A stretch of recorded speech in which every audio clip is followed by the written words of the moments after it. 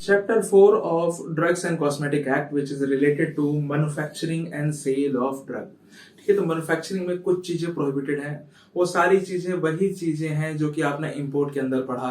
सब standard quality, adulterated, spurious, misbranded, जो claim कर मतलब ऐसा कोई आप ड्रग नहीं बनाएंगे जो कि ह्यूमन को हेल्थ रिस्क में डाले, उसके ज्यादा साइड इफेक्ट्स नहीं होने चाहिए, प्रॉपर केमिकल टायर के अंदर होने चाहिए। तो बस बहुत बेसिक चीजें हैं, contravene the provision of the act and all. तो मैंने बेसिकली अभी सिर्फ यहाँ पे मेन चार ही चीजें लिखी, substandard quality, misbranded, adulterated, spurious, क्योंकि अभी अभी जस्ट मैंने आपको इंपोर्ट में उसके बारे में पढ़ाया है। देखिए, अगर हमें मैन्युफैक्चर करना है कोई भी ड्रग, अगर सैंपल अमाउंट में हमें मैन्युफैक्चर करना है तो हमें फॉर्म नंबर 29 भर के परमिशन लेनी पड़ती है, तो फिर आप ऐसी मैन्युफैक्चरिंग कर सकते हैं। देखिए, इसके बाद नेक्स्ट चीज जो हमारे लिए इंपॉर्टेंट होती है, यहाँ से सवाल बन सकते हैं। देखिए, ये बहुत ही इंपॉर्टेंट टेबल है, समझिए इसे।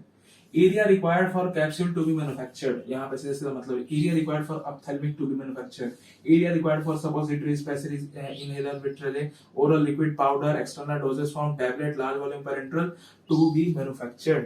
ठीक, तो उसमें बेसिक इंस्टॉलेशन जो चाहिए होता है उसके लिए एक अलग एरिया रिक्वायर्ड होता है। और एंसिलरी जो है हमारा, उसके अंदर क्या होता है कि आप उसके अलावा एक्सटर्नल स्पेस रखते हैं ताकि आप कुछ चीजों का एडजस्टमेंट कर सकें। सारों में ये जरूरी नहीं है, इंपॉर्टेंट नहीं है, कुछ में इंपॉर्टेंट है तो वहां लिख रखा है।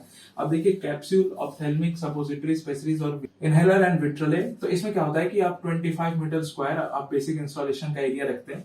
उसके बाद आप oral liquid powder, external doses form का बात करें तो 30 मीटर स्क्वायर का एक्सटर्नल एरिया रखते हैं। टैबलेट में सबसे ज्यादा चाहिए होते हैं 60 मीटर स्क्वायर का आपको बेसिक इंस्टॉलेशन रखना पड़ता है। अब बात कर लेते हैं एंसिलरी का। एंसिलरी में क्या है कि आप कैप्सूल यहाँ मैं सी लिख देता हूँ कैप्सूल, क्योंकि अगर आपको नहीं समझ में आ रहा होगा तो यहाँ पे 10 मीटर स्क्वायर का आपको एरिया चाहिए। 10 मीटर स्क्वायर का एरिया आपको ऑप्थेल्मिक के लिए चाहिए। उसके बाद फिर नीचे आ जाते हैं, ओरल लिक्विड के लिए आपको 10 मीटर स्क्वायर का इनके लिए एंसिलरी चाहिए। उसके बाद आपको फिर यहाँ पे बात करें तो पाउडर के लिए चाहिए 10, यस, पाउडर के लिए आपको 10 मीटर स्क्वायर का एरिया चाहिए। सॉरी, यहाँ पे मैं पी लिख देता हूँ, पाउडर के लिए चाहिए। उसके बाद ये 20 मीटर स्क्वायर का एरिया आपको टैबलेट के लिए चाहिए, मैं टी लिख देता हूँ। उसके बाद बात कर लेते हैं लार्ज वॉल्यूम पेरेंटल्स की, तो इसमें 250 मीटर का आपको एरिया चाहिए, जिसको आप दो हिस्सों में डिवाइड कर सकते हैं। देखिए, आप इसे एंसिलरी ना समझिएगा, बिल्कुल भी ना समझिएगा, ये मैं समझाने की कोशिश कर रहा हूँ कि इसको आप दो हिस्सों में डिवाइड कर सकते हैं, लेकिन ये एंसिलरी नहीं होता है। 150 प्लस 100 सर्जिकल इंस्ट्रूमेंट या एरिया जहां पे होता है, मतलब जिसमें मैन्युफैक्चर होता है, तो 30 मीटर स्क्वायर का आपको एरिया रखना होता है। रीपैकेजिंग ऑफ ड्रग के लिए 35 मीटर स्क्वायर का एरिया चाहिए। Area for retail sale 150 metre square and area for wholesale 200 metre square का एरिया आपके पास होना चाहिए। इस टेबल को ऐसे का ऐसे ही याद कर लीजिए, लिख लीजिए, सवाल बन सकते हैं। अपन जब एमसीक्यू सेशंस भी लगाएंगे अपने यूट्यूब चैनल पे, तो उसके अंदर भी आपको यहाँ से सवाल जरूर मिलेंगे, और इस तरीके से आपका कॉन्फिडेंस बूस्टअप होगा और सवालों लगाने का। ठीक, सेल ऑफ ड्रग की बात करें। आप देखिए, सेल ऑफ ड्रग के लिए आप पहले क्या करेंगे, लाइसेंस लेना होगा। तो लाइसेंस लेने के लिए आप एप्लीकेशन फाइल करेंगे, फिर आपको लाइसेंस ग्रांट हो गया। लाइसेंस ग्रांट करने के लिए आप 40 रुपए फीस देंगे। This is the normal licence fees that must be given to with the application to grant the licence. इसके बाद आपको रिन्यूअल कराना है, तो आपको 6 महीने पहले रिन्यूअल की आपको मतलब अर्जी डालनी पड़ती है, तो 6 महीने पहले आपको कर लेना चाहिए। अब लेट फीस क्या है, देखिए ये क्यों लगती है, क्योंकि हमारा जो लाइसेंस है that is valid up to 31st of the year. मतलब मान लीजिए कि आपके पास 3 साल का भी लाइसेंस है, तो जिस साल इशू हुआ है उससे 3 साल, तीसरे साल में जब भी 31 दिसंबर आ जाए वो तब तक होता है। अब आप अगर लेट फीस दे रहे हैं तो ये तो आपको 40 रुपीज ओरिजिनल फीस थी ही, इसके अलावा 30 रुपीज पर मंथ आपको एक्स्ट्रा फीस भी देनी पड़ती है, ये लेट फीस आती है। ठीक, अब बात कर लेते हैं उन लाइसेंसेस की। देखिए, लाइसेंसेस क्या होते हैं कि आप एक फॉर्म भरते हैं, उस फॉर्म के बेसिस पे आपको लाइसेंस मिलता है। अब देखिए, यही फॉर्म है 20, 20B, 20C, 20D, 20F, 20H, 20G, 21 and 21B। अब इसमें से देखिए, यहाँ पे मैंने लिख रखा है it is valid up to 5 years, मतलब यहाँ पे आपको एक्सटेंडेड लाइसेंस मिलता है इन सब चीज को मैन्युफैक्चर या फिर सेल करने का। तो क्या होता है इसमें, ये अलग अलग है, ये भी आपको पता चलेगा कि क्या क्या है। इन्हीं में मैन्युफैक्चरिंग भी है, इंपोर्ट भी है, सेल भी है। तो क्या होता है कि 2021B की जो फीस है, जो लाइसेंसिंग फीस है, वो 1500 है। ये मुझे पता है छोटा है, मैं आपको बोल रहा हूँ, इसे ध्यान से देखिएगा। 2021B की भी 1500 है, 20F और 20G वाले की 500 है, और 20C और D की 250 रुपीज है। ठीक, तो इस तरीके से आपका सेल ऑफ ड्रग भी पूरा हो जाता है। तो देखिए पीछे मैंने लिख दिए हैं कुछ इंपॉर्टेंट फॉर्म्स, और इंपॉर्टेंट फॉर्म्स का मतलब ये है कि ये आपको याद रखने हैं।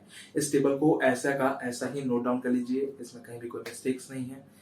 देखिए बहुत ही सिंपल सी चीजें हैं, मैं आपको समझाने की कोशिश करूंगा।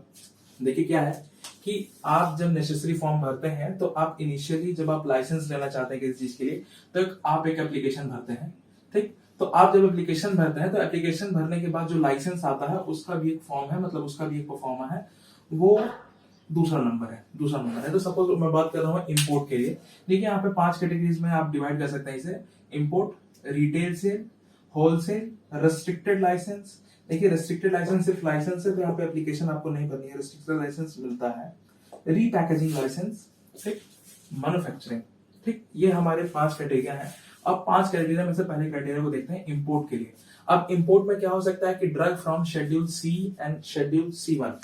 शेड्यूल सी और C1 के अंदर जितने भी ड्रग्स आते हैं, फॉर एग्जांपल एर्गोट प्रिपरेशन होते हैं, डिजिटलिस प्रिपरेशन होते हैं, इंसुलिन एंड इट्स प्रिपरेशन होते हैं C1 में मिला के, तो उसके लिए जब आप एप्लीकेशन भरते हैं तो आप 8th को भरते हैं। एप्लीकेशन मतलब ये फॉर्म नंबर 8 है, इसका मतलब ये है ये फॉर्म नंबर 8 है, और फॉर्म नंबर 10 के अंदर आपको लाइसेंस मिलता है, ठीक। Same goes for schedule x के, मतलब शेड्यूल एक्स क्या है, स्पेशल प्रोविजन के अंदर इंपोर्ट, मैन्युफैक्चरिंग और उसके सेल वगैरह को करना, ऐसे ड्रग्स को अपन शेड्यूल एक्स के अंदर रखते हैं। तो ड्रग्स फ्रॉम शेड्यूल एक्स, तो 8A में एप्लीकेशन होता है और 10A में लाइसेंस मिलता है, ठीक। अब मैं इन चीजों को बहुत ही जल्दी समझाता हूँ आपको। इंपोर्ट फॉर टेस्टिंग ओनली, मतलब आप सिर्फ टेस्ट करने के बेसिस के लिए यदि आप कर रहे हैं तो आप यहाँ पे देखिए हमारा लाइसेंस जो है उसके लिए 11th फॉर्म के अंदर मिलता है, मतलब फॉर्म नंबर 11 के अंदर, ठीक। फिर इंपोर्ट फॉर पर्सनल यूज, यदि आपको पर्सनल यूज के लिए इंपोर्ट करना है और इंडिया में मैन्युफैक्चर नहीं होता है तो आप उसका एप्लीकेशन 12 में लिखिए, उसकी लाइसेंसिंग आपको 12B में। तो कस्टम कलेक्टर जो है वो आपके पैकेज को डिटेन नहीं करेगा क्योंकि उसके साथ लाइसेंस अटैच होगा, आपको लाइसेंस होगा उस चीज के लिए। अब रिटेल सेल की बात कर लीजिए, homeopathic drug, drug from schedule x, drug from schedule C and C1 but not x, drugs other than schedule C, C1, X। मतलब यहाँ पे तीनों की बात हो रही है, इनके अलावा जो ड्रग्स हैं इसमें C और C1 की बात हो रही है, X को हटा दीजिए, इसमें सिर्फ X की बात हो रही है और होम्योपैथिक ड्रग की बात हो रही है। तो 19B, 19, 20C, 20F, 21, 20 ऐसे ही करके होलसेल से भी है होम्योपैथिक। अब drug other than from schedule C, C1 and X, मतलब तीनों से हटा दीजिए, drugs other than schedule C, C1 and X, और यहाँ पे जो MV लिखा है इसका मतलब होता है मोटर व्हीकल। मोटर व्हीकल से आप जो भी यहाँ पे होलसेल वगैरह करते हैं इन सब से रिलेटेड, तो इन सारे प्रोविजंस में आपको क्या करना होता है कि मोटर व्हीकल के साथ परमिशन लेनी पड़ती है, तो एक स्पेसिफाइड मोटर व्हीकल ही होगा।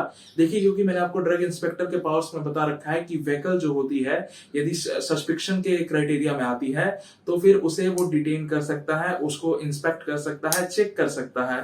तो इस वजह से आपको मोटर व्हीकल लेके चलनी पड़ती है, इसका भी लाइसेंस आपके पास होना चाहिए। सेम चीज यहाँ फिर आ जाइए, drugs in schedule C1, C1 not X, लेकिन उनका मोटर व्हीकल, ठीक है। यहाँ पे अदर देन ऑल और यहाँ पे C, C1 but not X करके उसमें मोटर व्हीकल, तो ये आपके कुछ फॉर्म नंबर है। रेस्ट्रिक्टेड लाइसेंस ये 2 टाइप के हैं, drug other than schedule C, C1, X and drugs in schedule C, C1 but not X। यहाँ पे उसका लिखा हुआ है। रीपैकेजिंग जो लाइसेंस होता है वो drugs other than schedule C, C1, X की रीपैकेजिंग लाइसेंस आपको मिलती है 24B, 25B के अंदर। और फिर आ जाता है अपन मैन्युफैक्चरिंग के अंदर। देखिए मैं काफी सारी चीजें यहाँ पे स्किप की हैं क्योंकि ये लर्नेबल मटेरियल है, आपको इसे याद करना है लिख लिख के। इससे अब देखिए कोई भी बढ़िया से बढ़िया टीचर यहाँ पे कोई ट्रिक आपको नहीं बता सकता है, आपको ये याद करना ही होगा।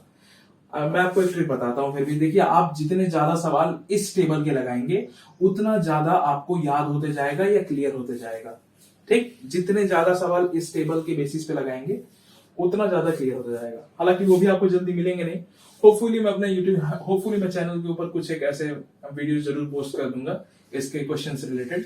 अब मैन्युफैक्चरिंग की बात करें तो मैन्युफैक्चरिंग में देखिए 5 चीजें, homeopathic drug, cosmetic, loan manufacturing of cosmetic. देखिए यही होता है लोन लाइसेंस। बड़ी कंपनियां छोटी कंपनियों को स्मॉल लेवल पे लोन लाइसेंस देती है, मतलब वो उनके लाइसेंस के अंदर काम कर रहे होते हैं, उन्होंने लोन लिया होता है, तो एक तरीके से उन्हीं की एक साइड फॉर्म होती है जिसके अंदर आप मैन्युफैक्चरिंग कर सकते हैं।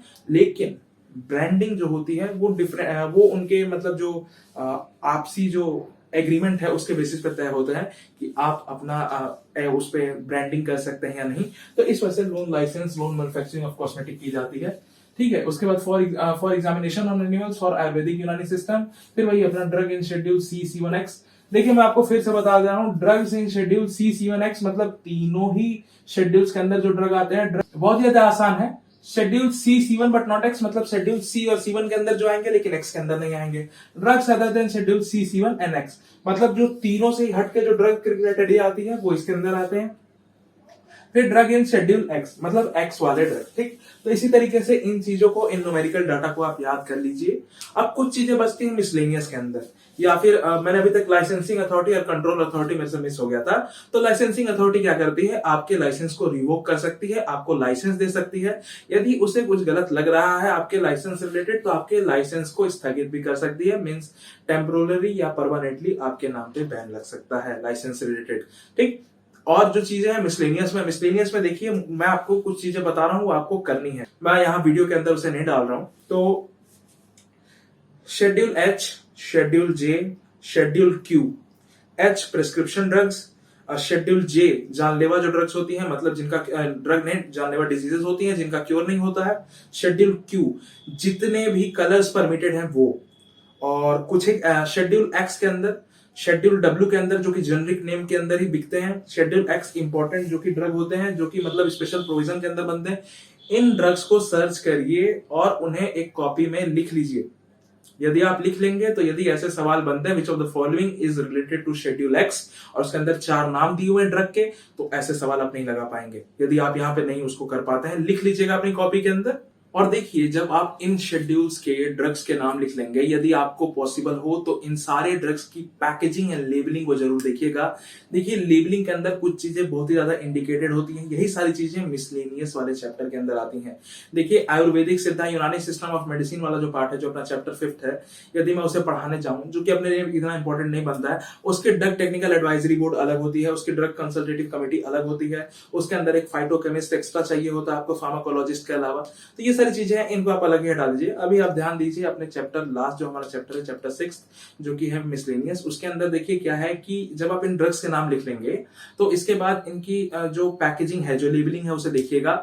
हर एक ड्रग में कुछ ऐसे, जैसे ओरल कॉन्ट्रासेप्टिव है, अब ओरल कॉन्ट्रासेप्टिव की मैं बात कर रहा हूं तो ओरल कॉन्ट्रासेप्टिव में उसकी डेट ऑफ एक्सपायरी और मेथड्स ऑफ यूजेस, मतलब किस तरीके से आप उसे यूज कर सकते हैं, ये सब बताना होता है।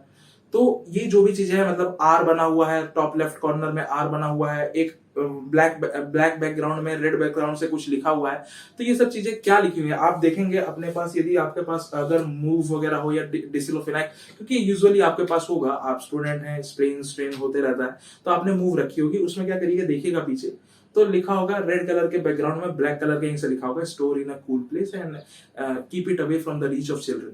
तो ये सारी जो चीजें हैं, ये इंपॉर्टेंट चीजें हैं जो कि लेबलिंग और पैकेजिंग के समय ध्यान देना होता है, क्योंकि ये सारी इंस्ट्रक्शन उसमें लिखे होने चाहिए। शेक वेल बिफोर यूज इसका बहुत ही बढ़िया एग्जांपल है, ठीक है। तो ये सारी चीजें आप जब शेड्यूल के जो ड्रग्स को है जब आप वो लिखेंगे तब आपको पता चलेगा कि कितना सही मैं बोल रहा हूं और आपके नोट्स बेहतर होते जाएंगे। और अभी तक जीपट मेंटोर के साथ जुड़े रहने के लिए बहुत बहुत धन्यवाद। वीडियो को शेयर, लाइक और चैनल को सब्सक्राइब करना बिल्कुल भी ना भूलें। तब तक के लिए अलविदा।